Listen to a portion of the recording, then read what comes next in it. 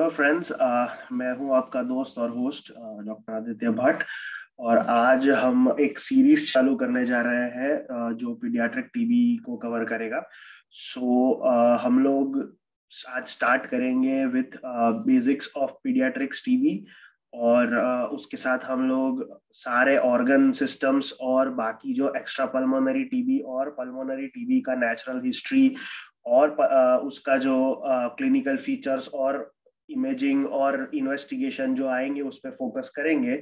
और इस लेक्चर का जो सेकंड पार्ट होगा उसके उसके अंदर हम ट्राई करेंगे ट्रीटमेंट और डायग्नोसिस को कवर करने का और एनटीईपी जो लेटेस्ट गाइडलाइंस है उसकी चीजें कवर करने का। तो अभी हम स्टार्ट करते हैं अबाउट पीडियाट्रिक टीबी। पहली चीज जो हमको याद रखनी है अबाउट पीडियाट्रिक टीबी ये है कि पीडियाट्रिक टीबी होता है पॉसीबैसिलरी।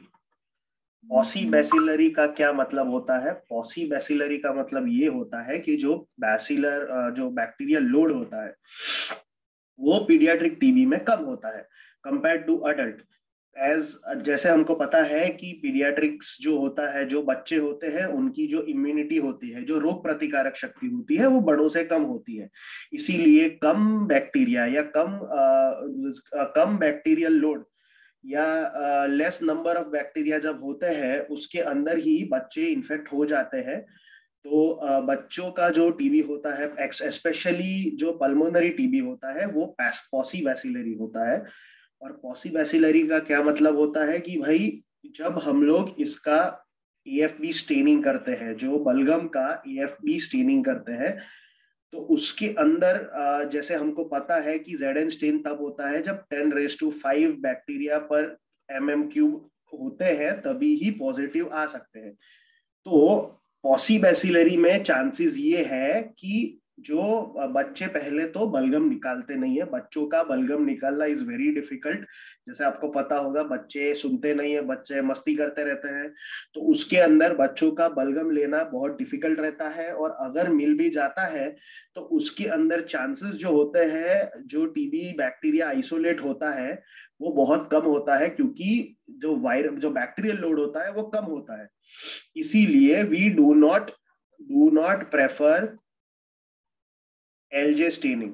जो स्टेनिंग होता है या एएफबी स्टेनिंग होता है या एलजे मीडियम जो स्टेनिंग होता है, जो एसिड फास्ट स्टेनिंग होता है, वो हम प्रेफर नहीं करते फॉर पीडियाट्रिक पेशेंट। तो ये आपने सबसे पहले याद रखना है। ठीक है, अभी पहला चीज हम देखेंगे वो है natural history of disease. Natural history of disease क्या होता है कि भाई जब बच्चे में इंफेक्शन होता है तो वो इन्फेक्शन का बिहेवियर क्या होता है, या बच्चे का बॉडी वो डिसीज के अगेंस्ट कैसे रिएक्ट करता है। पहले जो सोर्स है, जैसे मान लो कि हमारे पास एक अडल्ट है जो सोर्स है, तो उसके कांटेक्ट में हमारा बच्चा आता है। ठीक है, तो उसके अंदर ऐसा है कि भाई 30% चांसेस है कि इन्फेक्शन हुआ और 70% चांस है कि इन्फेक्शन नहीं हुआ। ठीक है, तो ये आपने जानना है कि 30-70 का रेशियो है। ठीक है, अभी इसके अंदर जो 30% हुआ उसके अंदर हमारे पास दो ऑप्शंस है और कि भाई 5 to 10% केसेस जो होते हैं उसके अंदर स्मीयर पॉजिटिव बच्चा हो गया, open case of pulmonary TB हो गया। ठीक है, क्योंकि ये कौन से बच्चों में होता है कि जो बच्चों की इम्यूनिटी कम होती है, या जो बच्चों को ऑलरेडी एचआईवी हो चुका है, या बहुत ज्यादा लोड है, bacterial load from the contact, जो जिसके पास से जो सोर्स है, वो जो सोर्स है वो मान लो कि मल्टी ड्रग रेजिस्टेंस या टोटल ड्रग रेजिस्टेंस है, या तो फिर उसका बहुत हैवी लोड है कि भाई उसके एक बलगम में +3 पॉजिटिव आ गया। तो अगर वैसा केस है तो हमारा बच्चा है उसको 5 to 10% चांस है कि भाई वो भी इन्वॉल्व हो जाएगा। पर बाकी फिर 90 to 95% चांस है कि बच्चे को इन्फेक्शन तो हो जाएगा, इन्फेक्शन तो हो जाएगा, बट वो इन्फेक्शन सो जाएगा, इन्फेक्शन लेटेंट हो जाएगा और वो बच्चे के अंदर ही वो सो जाएगा। और जब भी बच्चे की इम्यूनिटी कम होगी या कोई ऐसे सरकमस्टेंसेस हुए कि जिसके अंदर वो इन्फेक्शन को पनप देने की क्षमता बढ़ी, तो तब रीएक्टिवेशन ऑफ डिसीज हो सकता है। अगर ऐसी सरकमस्टेंसेस नहीं आता है, बच्चे की इम्यूनिटी अच्छी ही रहती है, बच्चा खाता पीता अच्छे से है, तो चांसेस है कि ये कभी भी नहीं होगा। बट अगर ऐसा कंडीशन हुआ कि जो बैक्टीरिया है या जो इम्यूनिटी है उसमें कोई चेंज आया, तो वो डिसीज का रीएक्टिवेशन होने का चांस है। तो this is the basic natural history of this disease जो ट्यूबरक्यूलोसिस है वो। ठीक है। अभी जो प्राइमरी कॉम्प्लेक्स होता है, जो पल्मोनरी टीबी होता है, पल्मोनरी टीबी जो होता है, पल्मोनरी टीबी जो होता है उसके अंदर एक प्राइमरी कॉम्प्लेक्स होता है। नाउ प्राइमरी कॉम्प्लेक्स क्या होता है? प्राइमरी कॉम्प्लेक्स या गोन्स कॉम्प्लेक्स जिसको बोलते हैं, वो क्या होता है ना? गोन्स कॉम्प्लेक्स के अंदर होता है एक गोन्स लीजन, कि भाई जहां पे बैक्टीरिया आके बस गया है। जब प्राइमरी टीबी में बैक्टीरिया जो आके बस जाता है, वो जगह पे आजू बाजू डेथ होना स्टार्ट हो जाती है, तो उसको हम बोलते हैं गोन्स लीजन। तो गोन्स कॉम्प्लेक्स में होता है गोन्स लीजन और स्प्रेड होता है बैक्टीरिया का। अभी ये जो प्राइमरी कॉम्प्लेक्स है उसका दो फ्यूचर्स हो सकते हैं, कि भाई वो आगे बढ़ रहा है, उसका प्रोग्रेशन हो रहा है, तो उसको हम बोलेंगे प्राइमरी प्रोग्रेसिव डिसीज। ठीक है। और उसका प्रोग्रेशन नहीं हो रहा है और बॉडी की इम्यूनिटी ने उसको रोक लिया। ठीक है। तो उसके अंदर या तो ऐसा हो सकता है कि नेचुरली हील हो गया हो,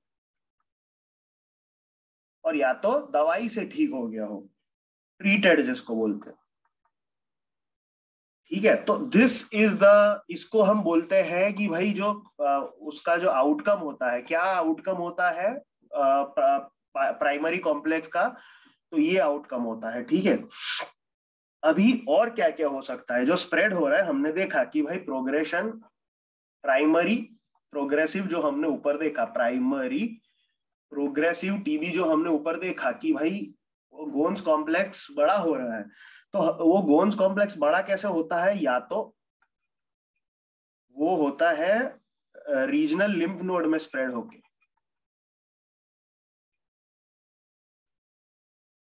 तो रीजनल लिम्फ नोड इन्वॉल्वमेंट होती है तो क्या होता है? The patients present to you with गले में बड़ी सी गांठ हो गई, या जो ये कॉलर बोन है जिसको हम क्लेविकल बोलते हैं उसके नीचे या उसके ऊपर गांठ हो गई, या इधर कान के पीछे गांठ हो गई, तो गांठ तरीके से होती है। लिम्फ नोड जैसे हम बोलते हैं, lymph node is the check point, कि भाई जहां पे हम बैक्टीरिया को रोकने का ट्राई करते हैं, तो अगर बैक्टीरिया वहां रुकता है तो वहां इम्यूनिटी आती है, और इम्यूनिटी जैसे ही आती है तो वहां पे इन्फ्लेमेशन हो जाता है। ठीक है। तो गोन्स फोकस या तो इंट्रा ब्रोंकियल स्प्रेड से फैलता है, जो डायरेक्ट स्प्रेड होता है, या तो लिम्फ नोड से होता है। और लिम्फ नोड जो स्प्रेड होता है उसके अंदर या तो कंसोलिडेशन हो सकता है, और या तो ब्लॉकेज हो सकता है। और एक जो आउटकम है जिसको हम बोलते हैं मिलियरी टीबी। मिलियरी टीबी मतलब क्या? मिलियरी टीबी मतलब मिलेट क्या होता है कि जो छोटे छोटे दाने होते हैं, जो जैसे अन्न के दाने होते हैं, वैसे छोटे छोटे बैक्टीरिया भरे ऐसे इन्फेक्टिव जगह बन जाती है पूरे लंग्स में, और वो खून के द्वारा पूरे शरीर में फैलता है, तो उसको मिलियरी टीबी बोलते हैं। ठीक है। तो ये हो गया टीबी। अभी ये जो डेफिनेशंस है टीबी की, तो वो देख लेते हैं एक बार। तो प्रिजम्पटिव पीरियाडिक टीबी क्या होता है? प्रिजम्पटिव पीडियाट्रिक टीबी क्या होता है? कि हम कब ऐसा सस्पेक्ट करेंगे कि ये जो बच्चे को है वो टीबी हो सकता है? तो भाई फीवर मोर देन और इक्वल टू 14 डेज हो गया, कि भाई 2 हफ्तों से फीवर है। ठीक है। और उसके साथ कफ भी है, कोरी खांसी, या बलगम वाली भी हो सकती है, कोरी खांसी भी हो सकती है। तो वो है या तो वेट लॉस हो गया, वजन कम हो गया, या तो वेट बढ़ा ही नहीं। वेट बढ़ा ही नहीं वो बच्चे का, वो लास्ट 3 महीने में, फॉर द लास्ट 3 मंथ्स। ठीक है, तो इस पेशेंट में हम सस्पेक्ट करेंगे कि भाई पीडियाट्रिक ट्यूबरक्यूलोसिस हो सकता है, और इसमें हम एलिसिट करेंगे कि भाई तेरी कोई टीबी कांटेक्ट की हिस्ट्री है कि नहीं। ठीक है, अभी एक्स्ट्रा पल्मोनरी टीबी कब सस्पेक्ट करेंगे, suspect presumptive extra pulmonary TB हम कब मानेंगे, ये पल्मोनरी हो गया, और ये एक्स्ट्रा पल्मोनरी कब मानेंगे। ठीक है, तो अगर आपको कोई चीज है कि जिसके अंदर फीवर तो है, फीवर है विथ और विदाउट कॉफ है for more than equal to 2 weeks, with night sweats, कि भाई रात को पसीने छूट रहे हैं, और उसके साथ आपको ऑर्गन स्पेसिफिक प्रॉब्लम है, कि जैसे स्वेलिंग स्वेलिंग ऑफ जॉइंट है, सूजन आ गई जोड़ों में, डिसोरिएंटेड है पेशेंट, या लिम्फ नोड स्वेलिंग है कि भाई इधर गांठें हो गई है, तो उसको हम प्रीजम्पटिव एक्स्ट्रा पल्मोनरी टीबी मानेंगे। और तीसरी डेफिनेशन होती है प्रीजम्पटिव ड्रग रेजिस्टेंट टीबी।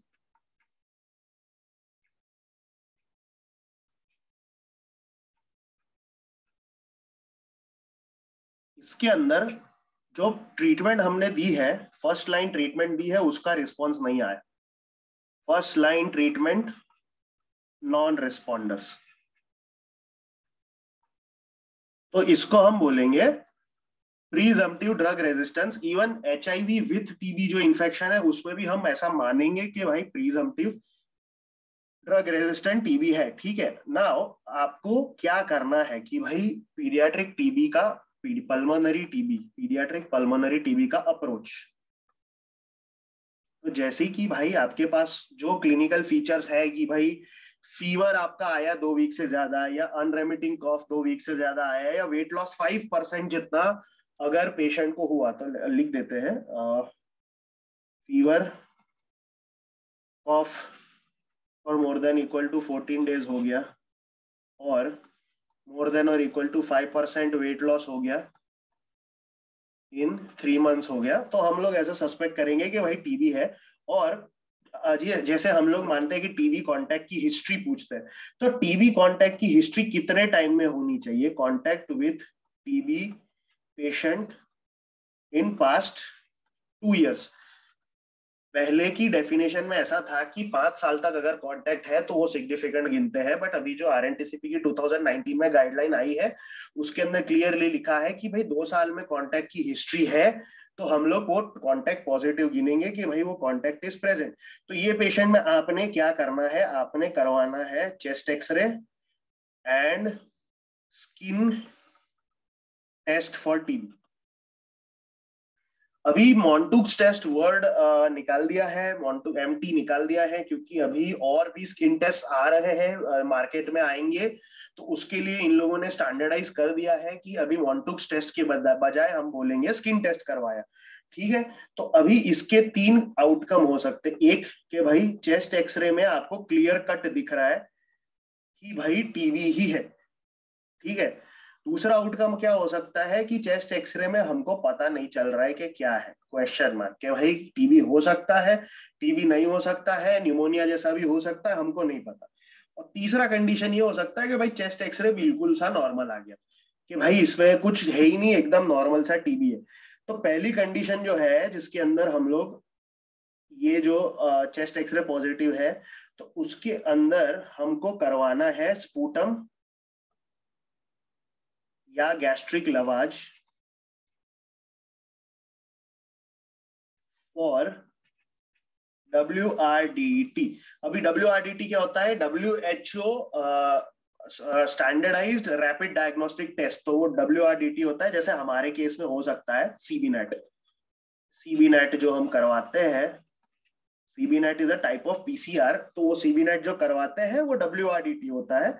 तो वो हमने करवा दिया कि वो नेक्स्ट करवाना है अगर चेस्ट एक्सरे हमको लग रहा है कि भाई एक्सट्रीमली पॉजिटिव है। ठीक है, अभी इसके 3 कंडीशन हो सकते हैं कि भाई WRDT पॉजिटिव आ गया, या तो WRDT नेगेटिव आ गया और स्किन टेस्ट पॉजिटिव है। और तीसरा ये हो गया कि भाई WRDT भी नेगेटिव है और स्किन टेस्ट भी नेगेटिव है। ठीक है, अगर WRDT आ गया पॉजिटिव तो उसको हम बोलेंगे माइक्रोबायोलॉजिकली कंफर्म्ड, माइक्रोबायो कंफर्म्ड टीबी। ये चीज पहली हो गई आपने कि भाई माइक्रोबायोलॉजिकली कंफर्म टीबी हो गया, WRDT पॉजिटिव है। ठीक है, अभी ये कंडीशन हो गई कि WRDT नेगेटिव है बट स्किन टेस्ट भी पॉजिटिव है, एक्सरे भी पॉजिटिव है और आपको लग रहा है कि भाई कंफर्म टीबी होगा, तो इसको हम बोलेंगे clinically diagnosed TB. Clinically diagnosed TB. ठीक है,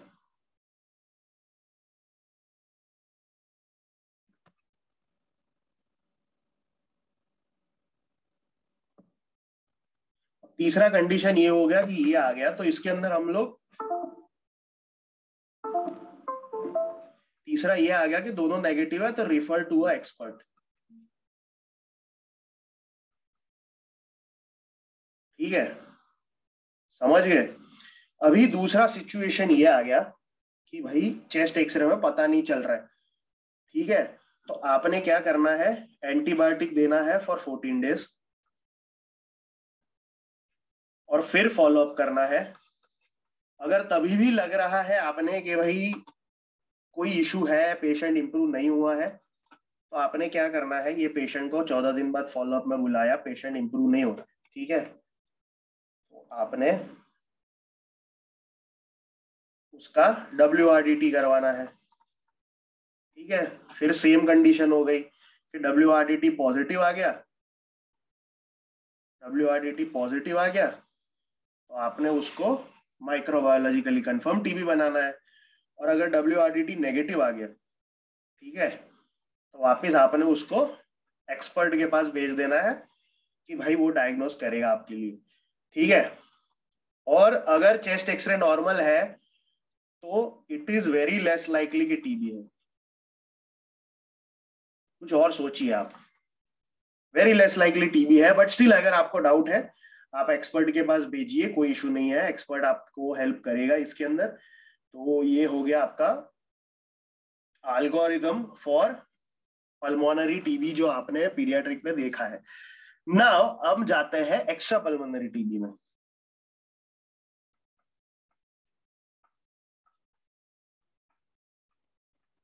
अभी एक्स्ट्रा पल्मोनरी टीबी में मोस्ट कॉमन क्या होता है, टीबी लिम्फेडिनाइटिस, लिम्फ नोड का जो इन्वॉल्वमेंट होता है वो।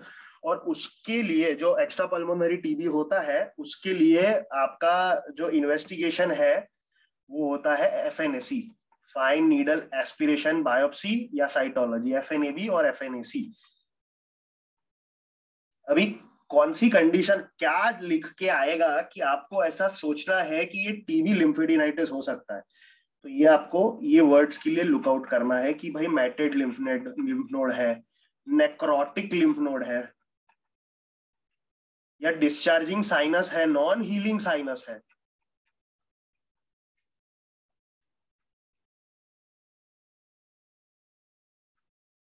अगर ये वर्ड्स आपने मिलते हैं तो आपने सोचना है कि ये ट्यूबरक्यूलोसिस का लिम्फेडिनोपैथी हो सकता है।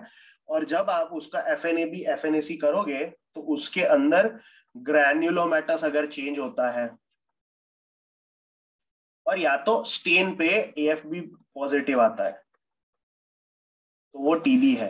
उसमें नेक्रोटिक मटेरियल भी हो सकता है और उसके अंदर जायंट सेल्स भी आ सकते हैं। तो दिस इज, ये सब चीजें आपने देखना है और अगर ये सब चीजें आती है तो ऐसा चांसेस है कि टीबी हो सकता है। अभी आपके पास कोई ऐसा ऐसा पेशेंट आया जो जिसको लिम्फेडिनोपैथी है बट टीबी के कोई और साइंस नहीं है, तो आपने उसको पहले 14 दिन एंटीबायोटिक्स देनी है और वो 14 दिन बाद पेशेंट को फॉलोअप पे बुलाना है। अगर कम हो जाता है साइज में तो हमने आगे कुछ नहीं करना है, अगर कम नहीं होता है तो फिर हमने आगे सोचना है ना। FNA भी जब आप भेजते हो तो उसके साथ आपने CB नेट भी भेजना है। अगर CB नेट पॉजिटिव आता है तो माइक्रोबायोलॉजिकली कंफर्म TB हो जाता है।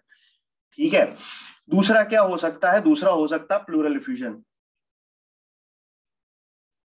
प्लूरल इफ्यूजन, अभी इसके अंदर आपने याद रखना है कि प्लूरल इफ्यूजन का जो आप टैप करते हो, टैपिंग करते हो, जो फ्लूइड निकालते हो, तो उसके अंदर आपने लाइट्स क्राइटेरिया को अप्लाई नहीं करना है, क्योंकि उसका बहुत ज्यादा सेंसिटिविटी नहीं है। यूजुअली इट इज एक्सुडेटिव, और लाइट्स क्राइटेरिया में देखोगे तो एक्सुडेटिव होगा।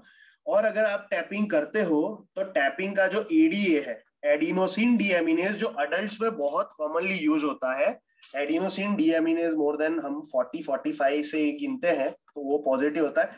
बट जो पीडियाट्रिक पेशेंट होते हैं, पीडियाट्रिक पेशेंट में हम ADA नहीं यूज करते, बिकॉज जो स्टडीज हुई है उसके अंदर वो उसको डिफ्रेंशिएट करना from other causes of pneumonia possible नहीं हुआ है।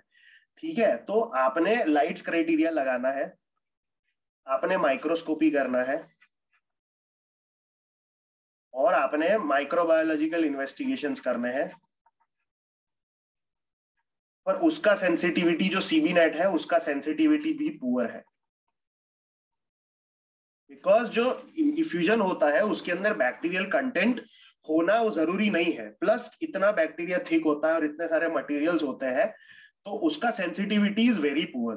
तो आपने जो डायग्नोसिस करना है प्लूरल इफ्यूजन, वो यूजुअली प्लूरल इफ्यूजन का जो डायग्नोसिस होता है TB के लिए वो यूजुअली क्लिनिकल होता है, और उसमें microbiological investigation is very difficult. अभी एब्डोमिनल TB भी एक बहुत कॉमन कॉज होता है। तो उसके अंदर आपको CT में क्या देखना है? तो CT में रिपोर्ट जो आएगा उसके अंदर इलियोसिकल TB मोस्ट कॉमन होता है, कि भाई जो स्मॉल इंटेस्टाइन, छोटी अंतड़िया और बड़ी अंतड़िया होती है, उसके बीच में जो एरिया होता है वहां पे TB का मोस्ट कॉमन चांस होता है। और उसके अंदर क्या होता है कि भाई बावल थिकनिंग मिलता है हमको, कि भाई अंतड़िया सूज गई है, पुल्ड अप सीकम मिलता है, खींचा हुआ सीकम मिलता है, और डिस्टॉर्टेड एंगल होता है, इलियोसिकल एंगल। और ये आपका हो गया। और इसके अंदर सेम नेक्रोटिक लिम्फ नोड अगर होते हैं, अगर मल्टीपल लिम्फेडिनोपैथी होती है, तो आपने सोचना है कि वो TB है। ठीक है, नाउ USG में क्या क्या देखना है आपको, सोनोग्राफी में क्या देखना है? तो कॉन्ग्लोमरेट मैटेड लिम्फ नोड्स देखने हैं, ये वर्ड्स आपने देखने हैं। और अगर ये वर्ड्स होते हैं तो आपने समझना है कि ये ट्यूबरक्यूलोसिस है। और मेसेंट्रिक थिकनिंग,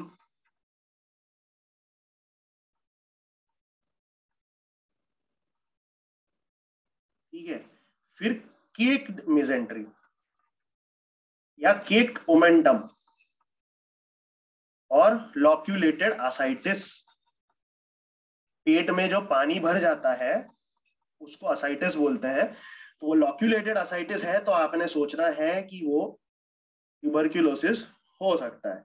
ठीक है, अभी न्यूरोलॉजिकल TB पीडियाट्रिक पेशेंट्स में एक बहुत बड़ा प्रॉब्लम है, उसका हम लोग अप्रोच देख लेते हैं। अभी जो TB होता है उसके मल्टीपल स्टेजेस होते हैं। जैसा स्टेज 1 होता है, उसके अंदर क्या होता है कि नॉन स्पेसिफिक साइंस होता है, पेशेंट का सर दर्द करता है, पेशेंट को उल्टी होती है, बुखार होता है, और वो सब तकलीफें होती है जिसको हम पिन पॉइंट नहीं कर सकते कि ये कुछ इशू है। स्टेज 2 में आपका साइंस कैसा होता है कि इंक्रीज ICP जैसा हो जाता है, कि सर में बहुत ज्यादा दर्द होता है, सीवियर हेडेक हो जाता है, वॉमिटिंग शुरू हो जाता है, चक्कर आना शुरू हो जाता है, बेहोशी, पेशेंट ज्यादा सोने लगता है, पेशेंट थकान ज्यादा महसूस कर रहा है, खींच आती है, जैसे दिमाग का इन्फेक्शन हो गया वैसे लगता है हमको। और स्टेज 3 में क्या होता है कि पेशेंट कोमा में चला जा सकता है, पेशेंट एक साइड से पैरालाइज्ड हो सकता है, जिसको हम हेमीप्लेजिया बोलते हैं। फिर पेशेंट एकदम शरीर के शेप बदल लेने लगता है, या शरीर एकदम कड़क कर देता है, जिसको हम बोलते हैं डिकॉर्टिकेट या डीसेरिब्रेट पोस्चरिंग। तो ये 3 स्टेजेस है ट्यूबरक्यूलोसिस के, इसको BMRC ग्रेड बोलते हैं, British medical research society, BMRC grade. तो ये ट्यूबरक्यूलोसिस में देखने को मिलता है। अभी ट्यूबरक्यूलोसिस में हमको यूजुअली हम कैसे डायग्नोस करते हैं, हम CSF जो होता है, दिमाग का पानी होता है, उसका रिपोर्ट करते हैं, MRI करते हैं, ठीक है। तो उसके लिए हमको 3 क्राइटेरिया फुलफिल करने होते हैं, 3 क्राइटेरिया, 1, 2 और 3। तो फर्स्ट क्राइटेरिया में क्या होता है कि भाई 5 दिन से ज्यादा क्लिनिकल फीचर्स हो गए, WBC ब्लड में, WBC जो है सफेद काउंट, वो मोर देन 15K पर mm³ हो गए, CSF में 10 से 500 WBC हो गए, लिम्फोसाइट्स मोर देन 50% हो गए, एकदम ग्लूकोज का CSF ग्लूकोज बहुत कम है। तो अगर ये सब आपके पास साइन सिम्टम्स है और आपने जो MRI करवाया उसके अंदर बेसल मेनिंजियल एनहांसमेंट हो गया,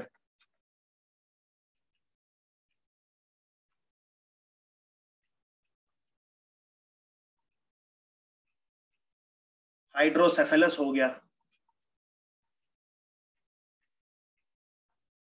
या इन्फार्क्ट्स हो गए, अगर ये सब चीजें आपने MRI में दिखती है तो ये आपका फर्स्ट क्राइटेरिया फुलफिल करता है। इसमें से एटलीस्ट 3 चीज आपको मिल जाती है तो आप ऐसा बोलोगे कि भाई फुलफिल हो गया क्राइटेरिया। तो इसके अंदर आपने क्या करना है, ब्लड रिपोर्ट करना है, MRI करना है, CSF करना है, और उसमें से आपने पहला क्राइटेरिया डिसाइड करना है।